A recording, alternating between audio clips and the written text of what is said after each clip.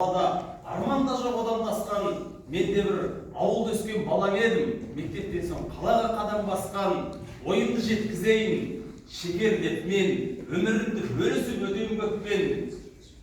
Мамандық таңдар кезде қателесіп, менде де 3 жыл өмір бекер кеткен. Жасай қалсақ егерде бір іс тоңды, дейміз ғой мынау бақ пен ырыс болды. Қателесіп тұруда заңдылық қой, адамдар табу үшін дұрыс жолды. Өнерімді қазақтай халық көрді, жақсылар жолға сілтеп бағыт берді. Өмірді ұстаз дейміз, ал сол ұстаз мені осы ортаға алып келді. Армысыздар?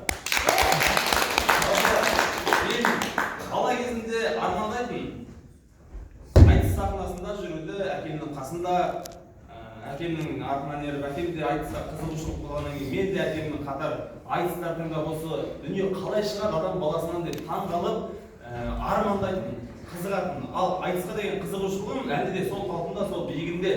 Мен шәкәрім бүгінгі таңда өзімнің өмірім айтыспен және ұстаздықпен байланысып жатқанына қуаныштымын. Мен Шәкәрім университетінде филология факультетінде оқыған кезде 22 бала оқыдық, сол кезде мен мұғалім.